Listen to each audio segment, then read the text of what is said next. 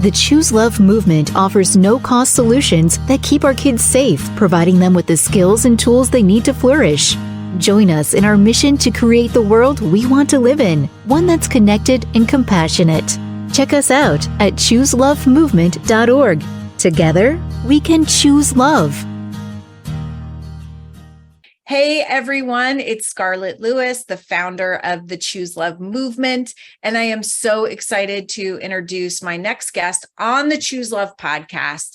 Her name is Judy Rumrill, and I'm going to read her short biography. Julie holds a master's degree in science and is a certified instructor of mindfulness-based stress reduction, MBSR, an evidence-based clinically supported mind-body medicine program developed at UMass Medical School. Julie has 20 years of experience with a variety of contemplative practices to manage stress, build emotional intelligence, sharpen decision-making, and improve communication. Julie has led focused training sessions for the U.S. Coast Guard Leadership Development Center, numerous public safety professionals and NGOs, and has facilitated corporate team building workshops. In addition to private counseling, Julie has over 10 years of experience as a professor of earth sciences at Southern Connecticut State University and Gateway Community College in New Haven, Connecticut, where she incorporates contemplative practices as tools for proactive mental health. Julie is currently pursuing a doctoral degree at the University of Hartford with a research focus on mental resilience and human performance. So all of my listeners know exactly why I wanted to have you on here, except for one thing, and that is that Julie is also an author, and she wrote an incredibly beautiful book. Here's the cover for those of you who are watching. Whoops, it's so hard when you have a background. We will display an image of Julie's beautiful book called Finding Mary. Mary is her sister, a journey of reclamation.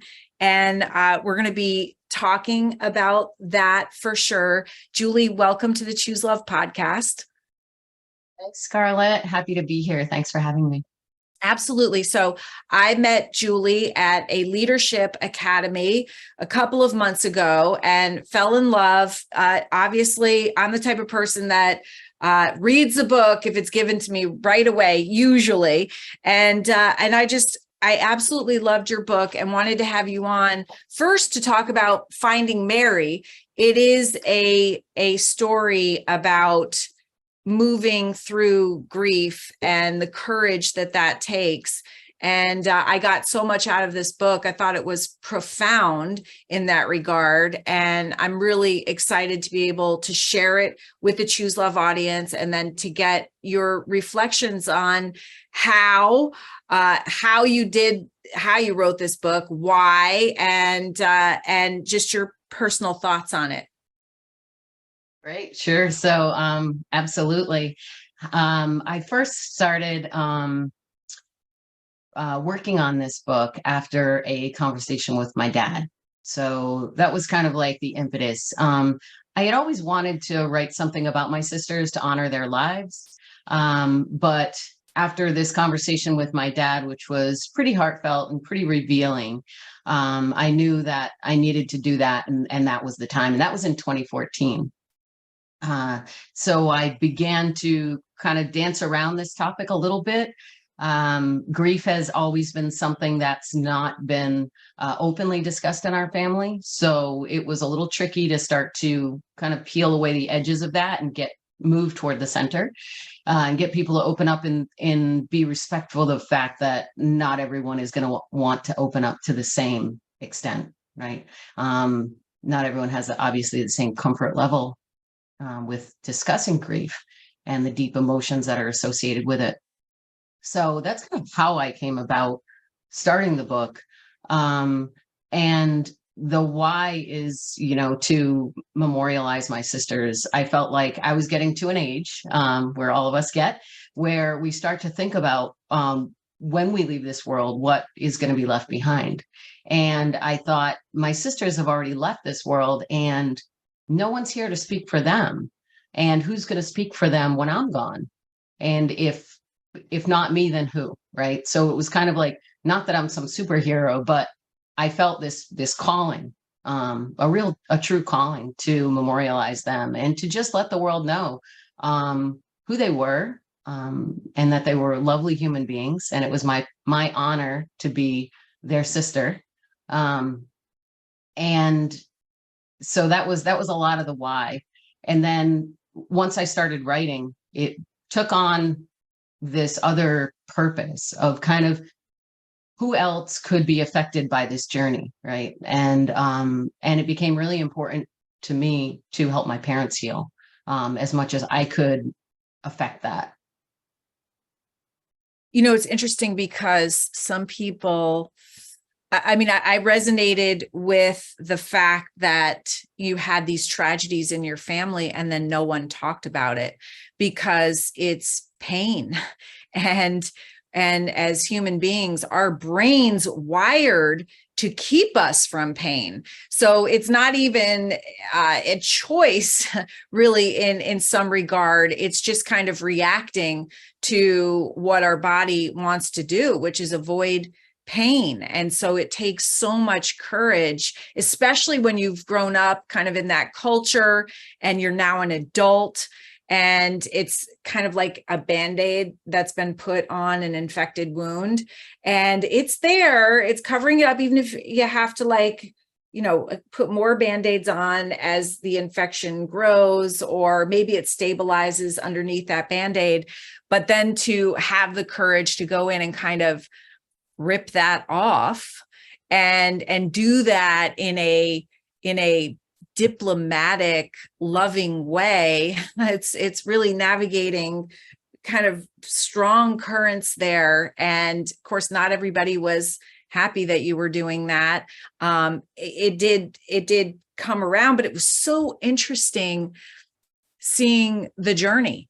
And talk to me about what, you know, how you found the courage to do that. Because I know a lot of people are probably listening and thinking, yeah, I have tragedy in my family. It's just so much easier to keep it in a box. And, you know, it takes time, energy, resources, and a lot of courage. And so what led you to that? Do you think, was there a point of pain that led you to get out of your comfort zone? And I just want everybody listening to kind of hear what that looked like for you. Right. Yeah. So again, I'll circle back to the conversation with my dad, and I'll reveal a little bit more about that, how that actually really gave me the courage to start to go down this journey or down this path. Because he revealed to me the pain that he was feeling the night my sister Mary died. And we had never talked about that before. So during this conversation, and I talk about it in the book in a little more detail, but during this conversation was only the second time I had ever seen my dad cry. And the first time was when he told me that my sister Mary had died. So this was a pivotal moment for me where I was kind of, not to be cliched, but standing on this precipice, right? And to leap it meant a gift to him. So it was more, all of a sudden it became about someone else and someone else's healing rather than my own. So I could look at it in a way that it wasn't selfish anymore, because that's how I kind of always looked at it. Like, I don't want to dig into this because it's going to hurt other people. It's going to bring up their pain and it's going to make them relive this. But what I realized in that conversation was that he had never stopped living it, right? He lived with that pain constantly. He just knew how to disguise it, right? Like we all did in the family. And it showed up in different ways for all of us. But for him, in that moment of revealing that he was still suffering with this, that was absolutely what gave me the courage to say, okay, this is not about me anymore. This is about him. And my dad and I have always been very close. And so I wanted to do whatever I could to try to alleviate some of this pain for him. And in approaching that, the first step is, as you know, Scarlett, from leadership, right? We have to build vulnerability-based trust before people will open up to us in any authentic way. And so for me, it was like, my dad and I had always trusted each other. So it wasn't really him that I had to build this trust with. It was my mom, right? Because of all she went through and all this difficulty she faced in her life. Um, from, my sister Louise's murder initially to my sister Mary dying. This was pain she was holding, and she held it very tightly. And so for her to open up in any real way with that really took some building of trust on both our parts. So that was, but it was that conversation again with my dad that really gave me the courage to even start down this path. That's interesting that this project came along as and really an act of compassion for your father, an act of love. Mm-hmm. Yeah, that's beautiful. And the book has everything because you are a sleuth in the book. Mm-hmm. You don't have really any of the details because truly your family did not talk about it. And so you literally had to start from square one, and you had many starts and stops. It goes through that whole process, as well as an incredible journey of actually writing the book and all of the workshops that you attended. I mean, you started in 2014, it's 2023, and the book was published not too long ago. So it was quite a journey of self-discovery through discovering more about your family. Can you talk a little bit about that? Sure. I mean, I think this will resonate with quite a few people. Sometimes you look at your family, you look at yourself, and you say, where the heck did I come from? And at some points in my life, and it's not that I was above them or anything. That's not what I mean. It's just I felt so different. And I didn't have a strong sense of belonging. And I think some of that comes about from trauma when you're young, right? So I was 4 years old when my sister Louise was murdered. I was 7 years old when Mary died.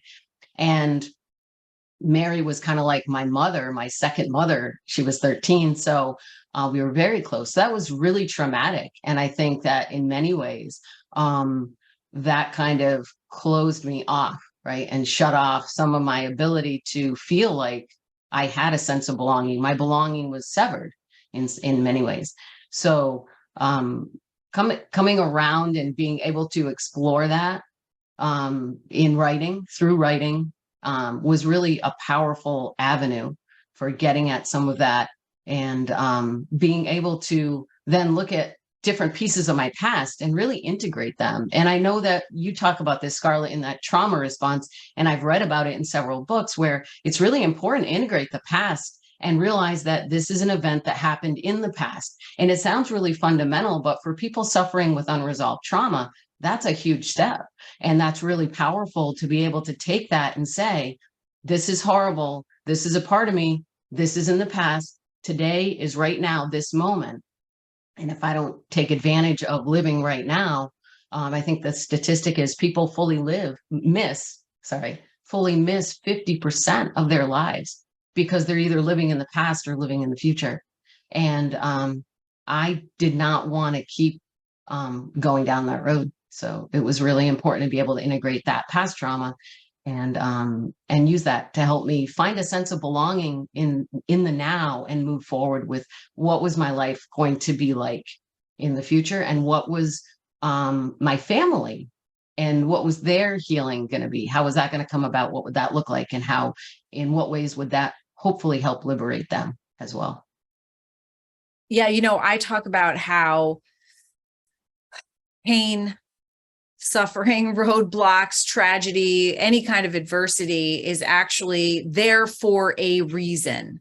It is to help us grow. We learn from and then are strengthened by these things that happen, but only if we have the courage to face them and to get curious, as you did in the book, obviously, and ask those questions about, facts, because so many times if we list out our fears on paper, they're not true. They're lies that our brain is telling us to limit us. And if that's where this courage comes in to face those fears, face the difficulty, face the pain, and move through it. And the beauty that comes out, and I'm saying this about your book, Finding Mary, when you have the courage to do this is so incredible. And it's amazing to watch your journey of self-discovery and how you very carefully but lovingly and gracefully share it with your family and encourage them. It's almost like you're slowly raising the tide in your family. It seemed like to me, and all these boats that consist of your other family members, the tide was being lifted, and it was just gentle enough that they went along with it instead of resisting it. So beautiful. So I want to ask you, you went through this whole experience of writing this book and documenting, literally having to research for years, little aspects of both of your sisters' passings, from where they were buried to details surrounding their last moments. And it's really, really intriguing. And you went through this whole process. What are the benefits of having the courage to face this in your life? I mean, you took the key, you found the key, you unlocked the lock, and you opened this Pandora's box. And so first of all, what did you find in there? And then for yourself and for your family, and what are your takeaways now that it's complete? Yeah. I think what I found is some of what you were just talking about, where some of these beliefs that we hold as truths, once we shed light on them, they all of a sudden look quite different. And they maybe aren't truths as we had known them, or maybe certainly not complete truths anyway. And you begin to poke holes in them and see what's behind this facade. What did I base my beliefs on, and what is real, what's solid? So for me, part of that was my relationship with my mom. And without giving too much of the book away, there's a real, you can follow that thread throughout the book of how I first approach her and how I'm talking with her, and it changes throughout the book. And honestly, my relationship with her has changed quite a bit since I started the book to now. And part of that was poking some holes in some of these truths that I believe. Like, what was this relationship, and how did she feel about me, and how did she feel about these events that took place in our family? And then upon closer examination, finding out, well, gosh, it's not really what I thought it was at all, right? And she held some of this stuff so close to her heart and felt very deeply about it. But because she was so guarded, I didn't understand any of the way that she felt, or any of some of her reactions, or some of how some of her coping mechanisms that she used throughout my growing up, which was really important to find out, not only for me, certainly, but for my relationship with her and for my understanding of her. And to be able to convey that to some of my younger sisters who weren't alive when my older sisters died. And so they weren't really around for the nuances of that. So all they saw was her after. They didn't know her before, right? So I think letting them in on some of that really helped to really allow them to know her at such a much deeper level, and to allow them to know sisters that they never got the chance to really meet or know. So that both was some of the difficulty, and it was some of the evolution of what I got out of it, what I and how I felt about afterward, having written this. I think a lot of people have these unmet needs in childhood, and they blame themselves, and then they go through life trying to get those needs met, and it really impacts their decisions, and not in a good way throughout life. And it was beautiful in the book to see your mom gradually soften. And then, as you just said, for you to be able to open up who your mom really is, and to bring about the awareness of how those tragedies impacted her, and just to introduce her authentic self. That's so beautiful, because those those things do change you. And you do, I think in the book somewhere you talk about putting up a bronze shield to protect yourself. But it also goes the other way as well. It keeps other things out. And that really resonated with me. As much as I try not to do that, I understood what you meant when you wrote that. Yeah, it's definitely a practice. And you're right about that. It's like this shield that keeps the pain out also keeps others from getting in, right? And it is so important. And I think that to just be able to realize that just totally transformed my relationship with my mom quite a bit. And let me make no mistake, this was not anything I innately knew how to do. I had no knowledge of how exactly this was going to happen or come about or navigate. And I read a lot of books on bereavement, on parents, bereavement, on sibling loss. I mean, I never knew there were books out there on sibling loss. And once I started to, here I am, in the middle of my life, and I never thought to read books on sibling loss. I found that now talking about it with you, I find it surreal, but it was something where that's how tightly it was locked away. It was like I wasn't looking for a cure. I was just trying to survive, right? Just trying to move forward with my life. And I think everyone in my family in their own way was trying to do that.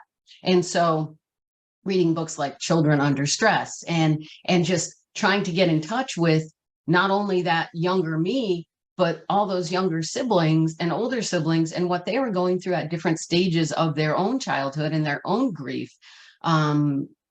It was really so eye-opening to read books that were written by other people that had lost siblings and read it and go, oh my God, they know exactly how I feel. I know exactly how they feel. I had never had that in my life. And so that was really powerful for me. But reading about other parents and how they had lost children and how that affected them was equally as powerful, I would say, for my understanding of some of what my parents went through. I mean, that's the first thing that I did when Jesse died. I just started reading books about other people's experiences. I wanted to know, first of all, how they survived and what was possible. And it you also realize though, too, that there are people who have experienced it, but the roadmap is your own. You can really create the future that you want, but only if you unlock the past, as you were saying, and learn the lessons really that you're supposed to learn from that, accept reality and see what's there for you. Get curious. Yeah, because it is true. What we resist persists. And that's one of the fundamental things we learn in mindfulness, right? By resisting and pushing away, these things just keep coming back. They don't go away. They're just stronger. They manifest themselves and root more deeply in ourselves. And so if we want to deal with these things and ever heal or have hope for healing, they really need to come out in some way. And for some people, that might be counseling, but for other people, it might be reading a lot of books about other people's experience and actually thinking. And like we've talked about, Scarlett, journaling and writing is such an important part of that for some people, not for everyone. Like you said, it's an individual journey, but there are many different ways to approach it. And I think for me, it was finding what way worked that I could get this story out to others in a way that hopefully would help in other people with their trauma, other families that were struggling with unresolved loss. Well, you talk about emotional intelligence, and that's part of your Tough Minds training. And I think that though you said, how does it come out if you don't face it? I mean, the other way that it comes out is in our behavior and how we show up in our relationships. If we don't face our pain, we are going to express it in some way. We're either going to turn it inward, and that's going to look like, mental health issues and diseases of despair, or we're going to turn it outward, and it could look like hopelessness and victimization and anger and destruction to oneself and others. So this journey, however difficult, is really important. And it's kind of redefining what your needs are as a child and meeting them yourself now, which is possible, which you did through this book. Mm-hmm. So I have a couple of, I have some places marked, and I just wanted to give people just kind of a little introduction to what an incredible writer you are and how much insight there is in this book. I loved how you brought in your profession and your own knowledge as a professor of geology. One of the passages talks about Lake Winnipesaukee, where you had gone, and it said the lake has an unusual natural history and that the last glaciation reversed its flow. It once flowed southeast through the outlet in Alton Bay and eventually to the Atlantic Ocean. But when the powerful forces acted in concert and blocked this route with glacial debris, the current shifted direction to the northwest and created a new outlet near Weirs Beach. This little bit of natural history gave me hope.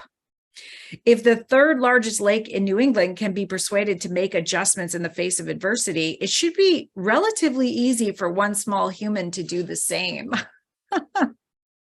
I thought that was great. I love that you bring in wisdom. And I usually say, that we're all unique individuals. We all have a completely different lens, maybe not completely, but different lens through which we see. And this is based on everything that we've gone through, our experiences, good and bad, which becomes our wisdom. And then, it's really up to us to share our stories and what we've learned with others to help them.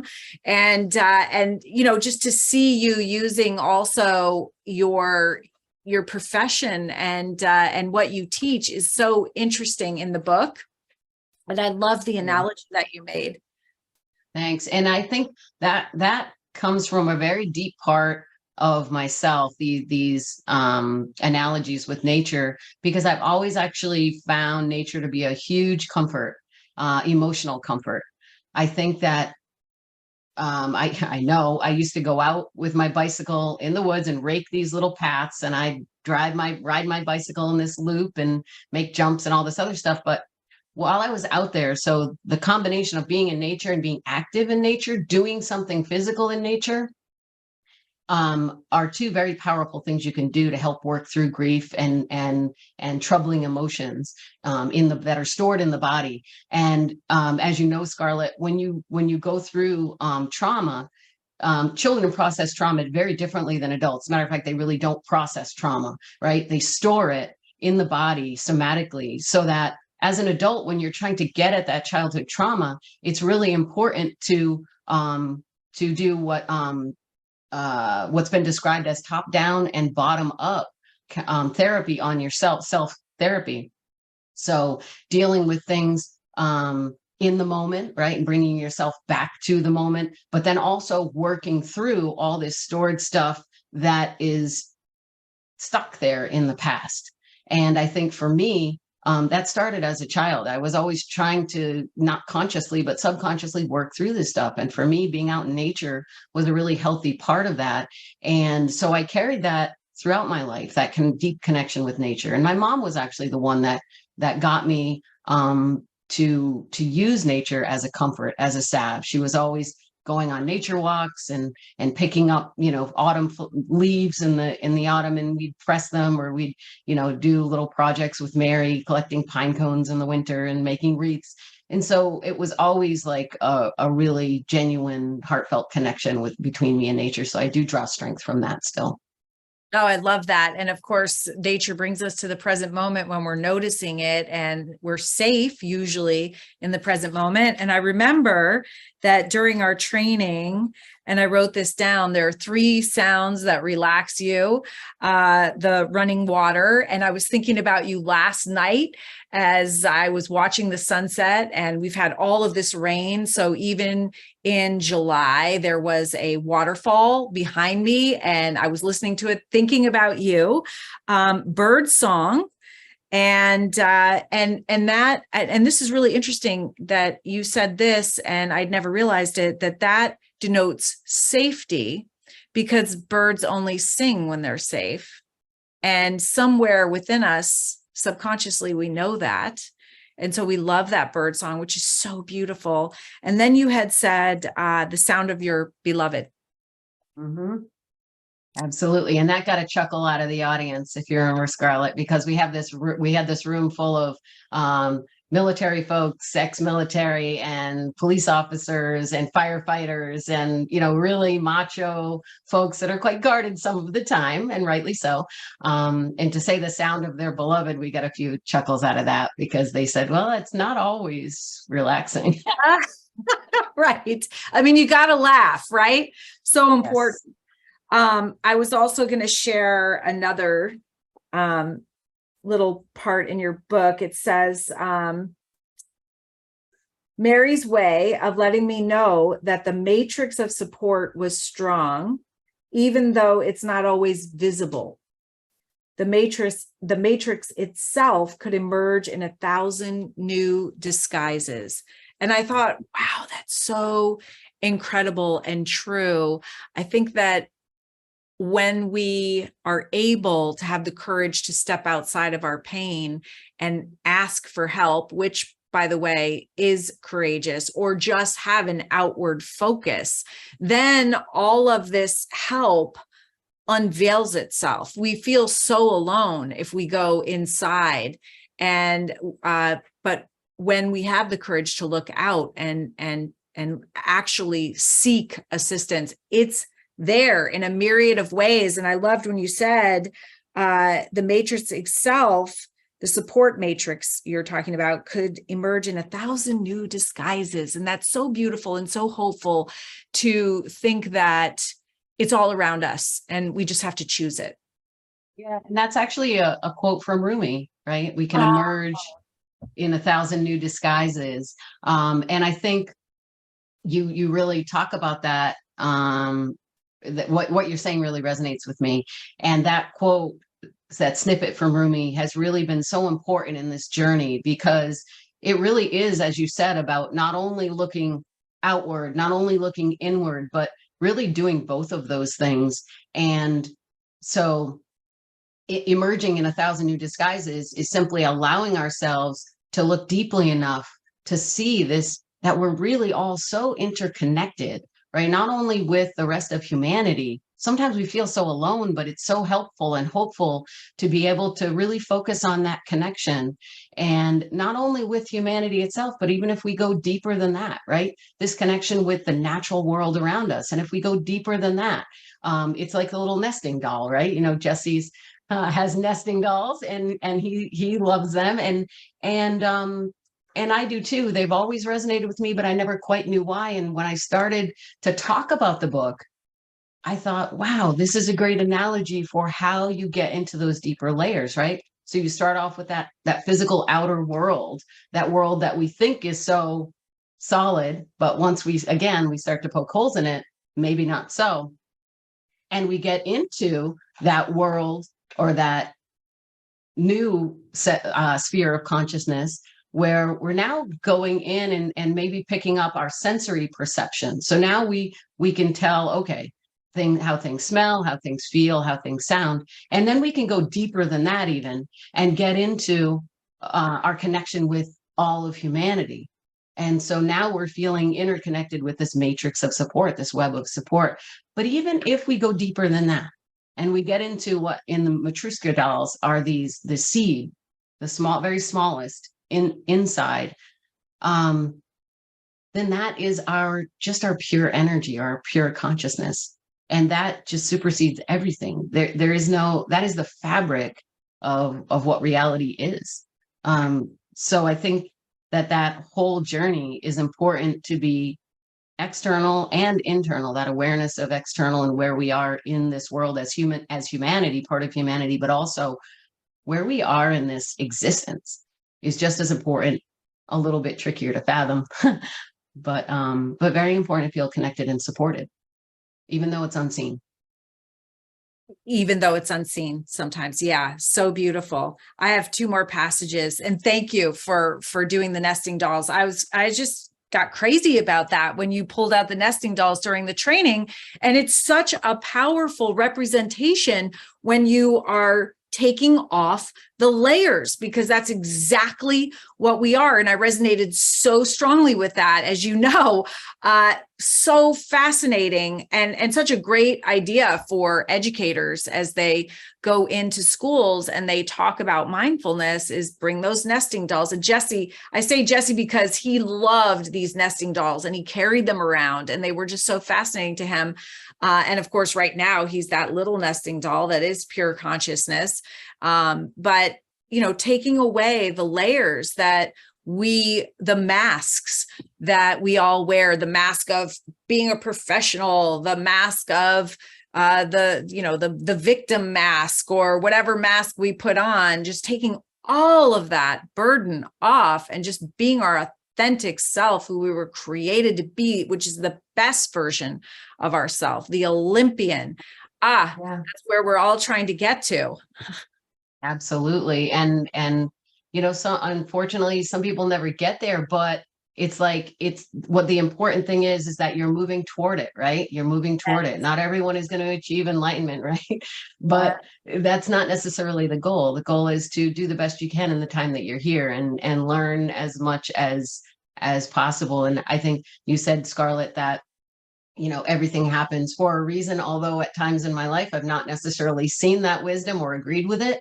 I can definitely agree with the fact that we face these things. We don't really know why we face these things. We don't know why they're put in our path. And sometimes we can ask why, and we can drive ourselves crazy trying to figure it out. And at some point, I stopped asking, why did my sisters die? Why did they leave me? I stopped asking that. And I started saying, you know what? How lucky am I? How lucky am I that I had them in my life for that amount of time, that I knew them, that they were in my family? How lucky am I? Mm-hmm. And I think when you start to become able to do that, you start to move a little bit closer to that, what you're talking about, that real purpose, that connection, that mode of being, that is pure energy. And once you make that shift from the why me, why them, why now, why that way, into gratitude, that literally strengthens you to then move forward on your journey. And so that was a really important piece of that movement forward. In another place in your book, you say, many of us were living with a pervasive disconnection from others and the fear of death. Betrayed by our own imaginations, run amok, accidents, illness, violence, a fear of the dreaded phone call. When will it happen again? Will I be next? We all felt this way. Just realizing I wasn't alone was a comfort. And I think that pulls in all of us in the back of our minds. But now even more, with the advent of this device called a smartphone that literally pumps fear in front of our face, should we choose to look and scroll 24/7. And so now something that we may have never known about, especially those things that happen across the world, we get every detail, we get live body cam footage, etc. And we're manipulated as well with fear. And so, with that in the purest sense, what you wrote about, and then with the complication of all of this other way over information into our brains, with with your knowledge of mindfulness, I'm just wondering, how you would talk about that. Yeah, how I talked about it, and I talked. My parents are getting older now. They're 84, and so they watch a lot more TV than probably they used to. They're sedentary a little bit more than they used to be, for sure. And I think one of the things I have to keep reminding them is shut off the news. I don't care what you watch. Watch something happy. Watch something uplifting. But get away from the news, because they're either trying to convince us of what we should think or how we should think about or feel about something, or like you said, it's just this constant barrage of negativity and one feel-good story. There's a lot of good going on in the world. The hit of And I think, dopamine, the novelty, right? yeah, there's so much good going on in the world. There really is. And I'm not a Pollyanna. I know there's bad too. I've lived it. But if we focus on the bad, then it dilutes that really positive feeling of the good. And so I can't control these things, these horrible things that are going on elsewhere in the world. The only thing I can control is my little circle of influence, my little world. So I try to spend as much time in my little world as I can, so that I feel better that I'm contributing more positively and more positive vibes to that bigger world at large. So I don't go on the news sites. My husband makes fun of me. He says, you don't even know what's going on in the world. I'm like, what can I do about it? Yeah. How can I affect it? I can affect it by contributing my own bit of positivity as much as I can, and try to affect it in that way. And I think, Scarlett, that's why your movement, Choose Love, really resonates with me so much, because that's exactly what you're trying to do. You're not trying to treat the symptoms. You're trying to get to the root cause and say, how can we prevent this from happening in the first place? And I would say we could look at the world at large in the same way. Like, we want happiness, we want good to come about. How can we do that? Create good. If we all created good and focused on the positive in all of our own little tiny pockets of the world, and said, we're not going to accept all this negativity, then, I think that would go a long way toward making the world a better place. Yeah, absolutely. And there are skills and tools that we can learn that help us choose love over fear and negativity, and the fact that our brains are wired for negativity. And so we literally have to become aware of it in order to overcome it, and have some skills and tools in that journey as well is so important. I did a 2-week news blackout, and I did not pick up my phone for news for 2 weeks. And I remember coming back to it and realizing I didn't miss anything. There's nothing that I missed that I could have changed or that was necessary for me to know. And the other thing is, it's hard to find positive shows on TV. I know my aunt is home a lot, and when I visited her at one point, I was really surprised that she had on almost 24 hours a day crime shows. And the crime shows included reenactments and bloody weapons and interviews. And so they were kind of real life. And she had this playing when she was asleep as well, just kind of for company. And I think it's important for us to realize that our brains, there's something in our brains that think that those kind of shows are going to help us be safe. And so we are literally attracted to them. And so it is a choice when you go on TV to choose something that is uplifting, and you actually have to kind of overcome a little bit of our negativity bias to get there, but it's so helpful. And it can become a habit, right? So anything, do I sometimes watch the news? Of course I do, because, I'm not a perfect person. No one's perfect, right? I try to strive toward making healthier choices, things that I know will be better for my psyche, better for, what I want to focus on, what I know is good. But it's a practice, right? It's a habit. So like any other habit, sometimes, you need to do it to strengthen it. The more you do it, the stronger it becomes, the easier it becomes to make those choices. But ultimately, you're going to have times where you're not doing it. And that's okay. And you just need to say, there I go being human again, right? And okay, let's get back to my habit and do what I can. Right. And then it's kind of like the sleuthing that you did, the seeking of information, which is actually how we're designed as humans, to seek information, not to have it put in front of our faces. I tell kids that that's what they should do with the news. So read something with a critical mind and get curious about the truth, and don't just take it from one source. Look at multiple sources and then figure out for yourself what that kernel of truth is in what you're reading, and do it as a game. Try to figure it out. Try to see how people are kind of trying to manipulate you one way or another with their opinions, and make your own opinion. I don't care how old you are. You trust your own opinion more than you trust others, for sure. And okay, I have one more place in your book that I want to read, and then I want to talk about more mindfulness. But this is I think it's a little towards the last quarter of the book. Many of us were living with a pervasive disconnection from others and the fear of death, betrayed by our own imaginations. Did I just read this? Oh, wait, sorry. I did just read that. Wait a second. And then did I take my other? Oh, wait, sorry. Okay. We can edit that. Some events in life resonate so strongly, it's as if they have seeped into the marrow of your bones or have woven their way into the thick fibers of your heart muscle. They may forge connections so powerful that even when you have been apart for decades, the scent of lemongrass, the song of a mourning dove, or perhaps the gentle warmth of a friend's palm resting between your shoulder blades can engulf your mind in a torrent of jumbled emotions and sharp splinters of truth.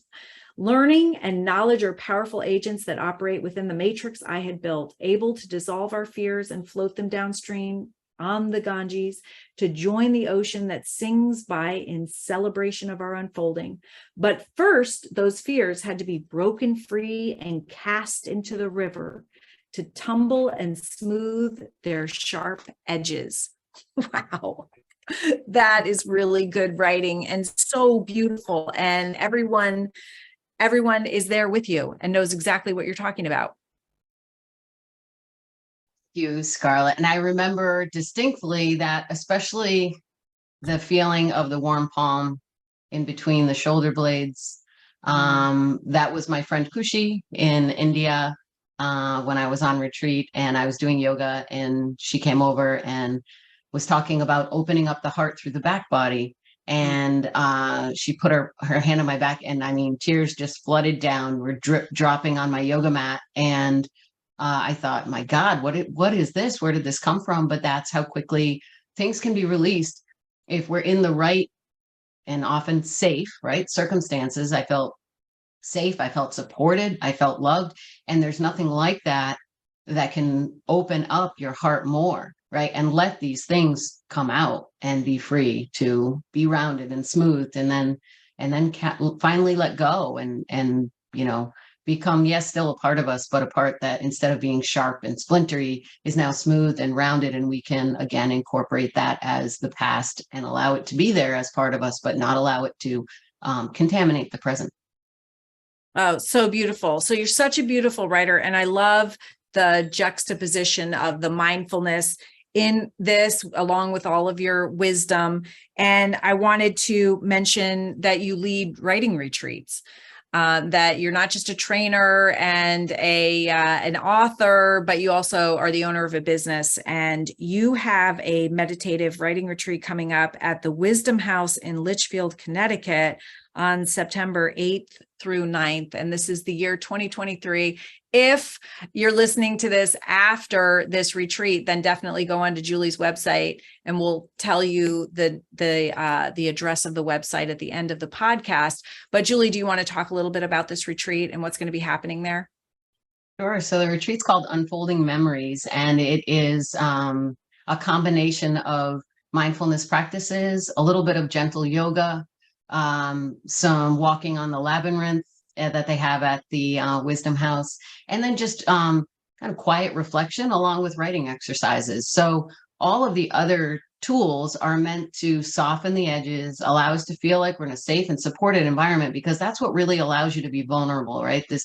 And trusting of where you are, that you can open up. And then sharing is totally optional. If you want feedback and you want to share some of what you write, that's up to you.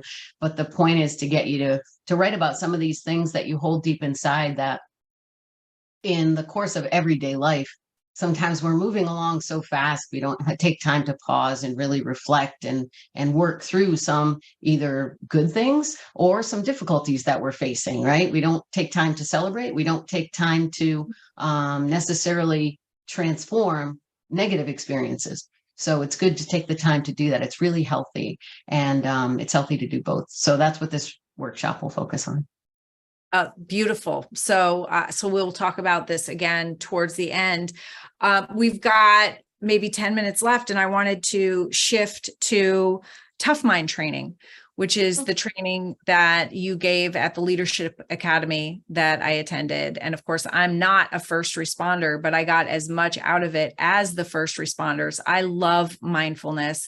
Mindfulness means being aware of your thoughts, and so self-awareness. And if you can't make positive changes unless you know what your baseline is and where you are and what you're thinking, which impacts how you feel. And so mindfulness is key in character, social, emotional development. You have to include that. It's so important. It's amazing to me that some people go through life without sort of any aspect of mindfulness, without curiosity, just living reactive existences from the information that comes in through our senses and just spending the time reacting to it. And of course, the goal is to create the life that we want. And we never know how long that is. And so we want to maximize every single day. And I truly believe that mindfulness is the way to do that. So, and it's kind of interesting that you maybe chose the toughest crowd. I don't know. I chose the easiest crowd, I think, kids, and then some big kids sprinkled in there, but you went ahead and chose the toughest crowd to help with this, but they really do need this, because it would help in every aspect of not only their professional, but their personal lives as well. Mm-hmm. Yeah. And I think my connection to public safety and law enforcement certainly goes back a long way, right? To being 4 years old and remembering the police officer at the top of my parents' driveway when they were working on finding my sister's killer. So I remember that. I remember the police officers being there. I don't remember what was said. I remember being whisked back into the house. But I do remember the feeling that these people are helping, right? And they're helping in a way that we don't have the capacity to do ourselves. And so I had a deep respect for them. And then as I learned more about my sister's death and the role that the police officers played in that, particularly the Connecticut State Police, and the dedication, not only to solve her case, but then years later when her killer was released, to make sure that they kept their eye on the family, that we had what we needed, that we felt supported, that we were not forgotten, that Louise was not forgotten. So that connection is so deep. And coincidentally, you could say, maybe there are no coincidences, I married a trooper. And so I got to see firsthand the struggle, the other side of that, right? The struggles that they face when they have to deal with a murder, a child crime, some of these really difficult things that they have to go to give the family that bad news. And how does that live in them, right? Because these are horrible things that they do multiple times, right? Sometimes in a month, sometimes in a year, sometimes throughout a career. It's this accumulation of all of that trauma that lives in them. And where is their outlet? I began to think, and then of course, being married to my husband we've been married for over 25 years. So I've been part of that public safety family. And I think I have a unique understanding of mindfulness, but also applied to what does that profession really, what would be most helpful to them? And And so that's the lens that I approach that through a deep respect for the profession itself, for the challenges that they face, and then like choose love, right? What can I do to help that, to be part of the solution? And I think right now more than ever, with all this disparaging being done by politics, by the media, it's now more important than ever that all of us come out to really say, we support you. We know your job is difficult. We know you're doing the best you can. We know you're not perfect. We know you're human. What can we do to make your life and your job easier? That's really beautiful. So it's almost like a gratitude that has brought you full circle into serving those that served you, but also serve the public, which is really amazing. And you're right, our police have been under attack. And so I'm wondering how you think that mindfulness can help them rise above the environment and culture that is trying to be pursued. I think we've mainly gotten through the defund the police, because of course that doesn't work. Thank goodness we're on the other side, but now we find that we're at a deficit where we're having to refund the police. And how do you think that mindfulness can help them move through this really difficult and dark time in our history? Mm-hmm. Well, I think the more that we learn, and certainly we've learned a lot about mental health in, the past 5 decades, for sure. And as mindfulness has transitioned from Eastern philosophies to Western traditions, now we're at a unique place in time where we have the knowledge, we understand how it works, and it's married with the scientific evidence. There have been scientific studies. We can hook people up to fMRIs, functional MRIs, and actually measure their brain and how the different areas of the brain light up or go quiet when they're meditating. We know it works. We know it affects mental health. We know it affects it in a positive way. So I think that then bringing this into policing allows several things to happen. It allows, first of all, what you were talking about with the self-awareness. It helps them to develop this deep self-awareness, not only of how am I showing up for me, but how am I showing up for other people who really need me to be a certain way? Am I being that for them? And if I'm not, what's holding me back? If I am, how can I keep doing this? How can I preserve my mental health in a stable way, despite all the trauma and all the tragedy that I see on sometimes a daily basis? And so preserving their mental health means primarily with mindfulness, looking at the autonomic nervous system, looking at the sympathetic and the parasympathetic, and how we can build a healthy balance, how they can either build or maintain a healthy balance, and switching back and forth to regulate their nervous system so that this trauma is discharged in a healthy way, that they're, again, learning how to transform it and place it in that category of the past so that they're not carrying it into the present and the future with them. Mm-hmm. So important, because when we live in a state of heightened fear for long enough, fear and pain, I might add, it changes us.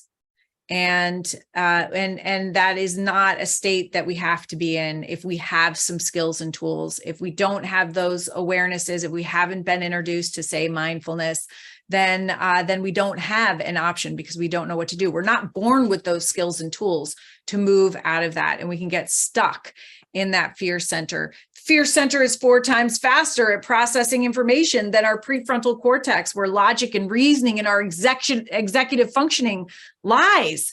So it's really important to have a tool that helps you pause, getting in between what's happening and your thoughtful response, to be able, as the Choose Love movement says, thoughtfully respond with love. But it takes mindfulness, it takes self-awareness, and it definitely takes, as you said, practice. To be clear, I'm not suggesting that officers in the middle of a shootout or something all of a sudden stop and say, okay, I'm gonna just take a breath here. Clearly that's not what the practice is about. What the practice is about is in your quiet moments, when you get up in the morning, when you go to sleep at night, when you're sitting in your patrol car and you have a moment before you go into the office or the house, taking those moments to practice, to go inward and really, practice controlled breathing, things that help regulate your nervous system, so that when you do get into those situations, it's not like you're pausing, but you just instinctively bring that into your experience when it's needed, without thinking about it, without having to consciously bring it in. It's a habit. So it's there to help you regulate during stressful events, and then help you down regulate after stressful events. Right. And it doesn't keep you from freeze, fight, or flight for sure, because your brain is going to default to that when it needs to. You just don't want to stay there. And this helps you calm yourself and be able to thoughtfully respond with logic and reasoning. Most of the time, we are not in those situations, but I know that the police are, and they put themselves in those positions to protect us. And it takes a tremendous amount of courage. And I am so grateful always for them and for you to be giving this tough mind training so that they can be their very best, but also during their off times can find peace as well. Thank you so much for what you do. Thank you for joining the Choose Love podcast, Julie. And can you tell everybody where they can order their copy of Finding Mary, A Journey of Reclamation, your book? Absolutely. So I always try to plug local independent bookstores if I can. That's really important to me. So Book Lovers Gourmet in Webster, Massachusetts has copies of the book, and Pourings and Passages in Danielson, Connecticut also carries the book. And then the small publisher that I use, Book Baby, also you can order books through them. I prefer that rather than Amazon, just because they're a small publisher and they get more of the cut that way rather than Amazon. Yes. Yeah, absolutely. And can you also share your website address and where people can contact you if they want to, and how they can learn more about the Tough Mind training? So my website is my name, julierumrill.com. And on the website, I have events and offerings, so you can find out what's going on, what talks I have coming up. You can reach out to me to schedule a talk if you want, if you have a book club or a book group. I don't charge a speaker fee. I just want to get the book out there to whoever it could possibly help. And you can always reach out to me at my email address, rumrillj@gmail.com. Awesome. Well, thank you. And Julie, I'm so grateful that you agreed to come onto the Choose Love podcast. Obviously, meeting you and hearing your part of the leadership training changed my life. It was so powerful, as did your book. You know, every time you have a new experience and you meet a new person, it changes you, and you definitely changed me for the better. I appreciate you. I'm so grateful to call you a friend. Thank you for coming on, sharing your wisdom with us. I hope that you make a lot more friends through the Choose Love movement. And, until next time, thanks for joining us. Thank you so much for having me, and thanks to your listeners. And I again, thank you to all the public safety officers out there who do this tremendous work every day, day in and day out. Thanks for having me. Yeah, absolutely. And I'll just add that your experience with the state troopers was my experience as well. You know, following Jesse's tragedy, I had this thought, but I didn't share it, and I'll share it now.